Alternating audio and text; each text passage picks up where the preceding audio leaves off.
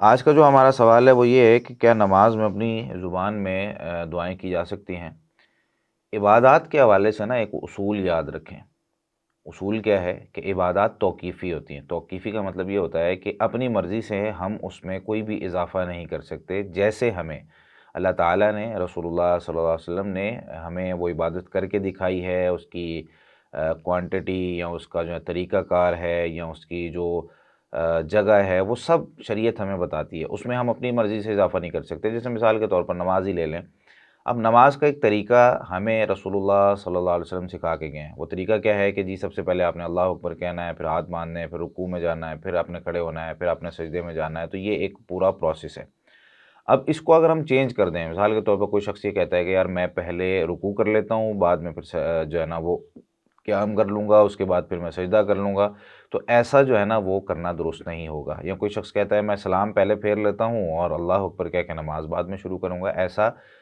کس دلیل کی بنیاد پہ ہم اس کو منع کرتے ہیں؟ ہم کہتے ہیں یار یہ ثابت نہیں ہے، یا نبی کریم صلی اللہ علیہ وسلم نے ایسے کبھی نماز پڑھی نہیں ہے، تو اس لیے ہم کہتے ہیں کہ یہ درست نہیں ہے۔ یا ایسی کوئی شخص آ کے کہتا ہے جی فجر کی 2 سنتیں ہوتی ہیں، چلو آج سے ہم 4 پڑھنا شروع کر دیتے ہیں، اس میں رکوع زیادہ ہیں، سجدے زیادہ ہیں اور ثواب زیادہ ملے گا، تو لوگ کہتے ہیں نہیں نہیں بھائی 2 ہی رکھتے ہیں، 2 ہی سنتیں پڑھنی۔ کیوں؟ کیونکہ ثابت 2 ہیں۔ یہ مطلب ہوتا ہے عبادات توقیفی کا، یعنی اپنی مرضی سے کچھ نہیں کر سکتے۔ اب اسی مثال کو آپ لے لیں نماز میں اپنی زبان میں دعا کرنے کے حوالے سے۔ اس میں نماز میں باقی دعائیں تو ساری منقول ہیں، یعنی اللہ اکبر سے جب ہم شروع کرتے ہیں نماز اور پھر ثنا پڑھتے ہیں اور دعا استفتاح پڑھنے کے بعد پھر ہم جو ہے نا وہ سورہ فاتحہ، پھر کوئی سورت، پھر رکوع کی دعائیں، سجدے کی دعائیں۔ اچھا، سجدے میں آ کے نا نبی کریم صلی اللہ علیہ وسلم سے ایک حدیث ہمیں ملتی ہے جس میں آپ صلی اللہ علیہ وسلم نے ارشاد فرمایا کہ اقرب ما یکون العبد عند ربہ وهو ساجد، کہ سجدے کی حالت میں نا بندہ اپنے رب کے بہت زیادہ قریب ہوتا ہے، تو اس میں بندہ جو ہے نا وہ دعا کر سکتا ہے، بلکہ حکم ہے فاکثر الدعا، کہ اس میں دعا کیا کرو۔ اور صحیح بخاری اور صحیح مسلم میں حدیثیں موجود ہیں کہ تشہد کی حالت میں بھی آپ صلی اللہ علیہ وسلم نے ایسا جو ہے نا وہ ہمیں دعائیں کرنے کا کہا ہے کہ تم مثال کے طور پر بندہ نفل پڑھ رہا ہے یا تہجد پڑھ رہا ہے یا کوئی بھی سنتیں ادا کر رہا ہے، فرضی نماز میں اس لیے میں نہیں کہہ رہا اس کا کہ فرضی نماز تو کیونکہ امام صاحب کے ساتھ ادا کر رہے ہوتے ہیں نا، تو امام صاحب نے پھر سب کا خیال رکھنا ہوتا ہے، تو اس میں اتنا ٹائم نہیں ملتا اپنی دعائیں کرنے کا۔ اس میں کیا کرنا ہوتا ہے، بندے نے اتحیات پڑھی، درود پڑھا اور اس کے بعد 4 چیزوں سے پناہ مانگی، اللہم انی اعوذ بک من عذاب القبر، وہ والی جو دعا ہے وہ پڑھی، اور اس کے بعد کبھی ٹائم ملتا ہے ربی جعلنی پڑھنے کا، کبھی نہیں ملتا تو بندہ جو ہے نا وہ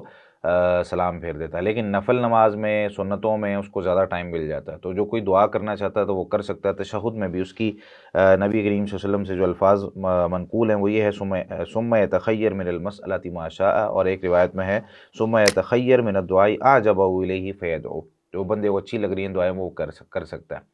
اب یہاں پر کچھ علماء اس چیز کو مد نظر رکھتے ہوئے کہتے ہیں کہ حدیث میں آیا ہے اعجبہ الیہ، جو اس کو دعا اچھی لگتی ہے، جو اس کو چاہیے۔ کسی کا جو ہے نا وہ بزنس کا مسئلہ ہے، کسی کا شادی کا مسئلہ ہے، کسی کا ٹینشنوں کا ہے، کوئی بیمار ہے، مطلب کوئی بھی کسی کی دعا ہے تو وہ نماز میں اپنی زبان میں کر سکتا ہے۔ لیکن یہاں سے یہ چیز نہیں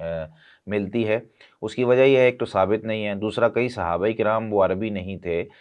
لیکن جب وہ مسلمان ہوئے تو نبی کریم صلی اللہ علیہ وسلم نے ان کی اپنی زبان میں نماز نہیں سکھائی، بلکہ ان کو عربی میں ہی سکھائی، اور قرآن کریم حفظ کرنے کا اور قرآن کریم اتنا یاد کرنے کا کہا جتنا نماز میں پڑھنا ہے، دعائیں بھی ان کو سکھائی گئی۔ اسی طریقے سے بہت سے لوگ صحابہ کرام کے دور میں بھی، تابعین کے دور میں بھی، کبھی کسی سے ایسا منقول نہیں ہے کہ ان کو کہا گیا ہو کہ اپنی زبان میں جو ہے نا وہ آپ دعا کر لیں۔ تو یہ ثابت نہیں ہے، اس وجہ سے ہم اس کی اجازت نہیں دیتے۔ جو لوگ اجازت دیتے ہیں وہ پتہ نہیں کس دلیل کی بنیاد پہ دیتے ہیں۔ اگر تو وہ ثابت کرتے ہیں کہ ہاں نبی کریم صلی اللہ علیہ وسلم نے فلاں صحابی کو اجازت دی تھی کہ وہ اپنی زبان میں دعا کر سکتا ہے، تو ٹھیک ہے، تو پھر کی جا سکتی ہے۔ لیکن ابھی تک جو ہے نا وہ ہمارے علم میں ایسی کوئی دلیل موجود نہیں ہے، تو اس لیے ہم نہیں کرتے۔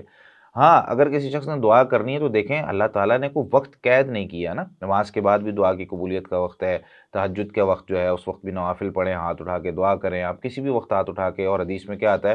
کہ جب بندہ اللہ تعالیٰ کے سامنے ہاتھ اٹھاتا ہے اور دعا کرتا ہے، اللہ تعالیٰ کو حیا آتی ہے کہ میرا بندہ میرے سامنے ہاتھ اٹھا رہا ہے، میں اس کے ہاتھ خالی واپس لوٹا دوں؟ تو اللہ تعالیٰ تو ہر وقت ہی دعا قبول کرتے ہیں نا، تو اس لیے نماز کو عربی میں ہی رہنے دیں اور نماز میں عربی میں ہی دعا کریں۔ اس کے علاوہ نماز سے پہلے، نماز کے بعد، اذان اور اقامت کے درمیان کا بھی وقت نبی کریم صلی اللہ علیہ وسلم نے ارشاد فرمایا نا الدعاء لا يرد بین الاذان والاقامہ، کہ دعا جو ہے نا اذان اور اقامت کے درمیان رد نہیں ہوتی، تو اس وقت میں آپ دعا کر لیں۔ تو اپنی زبان میں دعا کرنے کے لیے کوئی بھی وقت موجود ہے، تو اس لیے نماز کو عربی میں ہی رہنے دیں، اس میں عربی میں ہی دعا کریں اور پڑھیں، الا کہ کوئی دلیل آپ کو مل جائے، کوئی بھی شخص آپ کو دلیل دے، حدیث دیتے یا کوئی صحابی کا واقعہ آپ کو دکھاتا ہے کہ یار یہ دیکھیں یہ صحابی جو ہے نا وہ اپنی زبان میں دعا کرتے تھے، تو ٹھیک ہے پھر کرنا شروع کر دیں،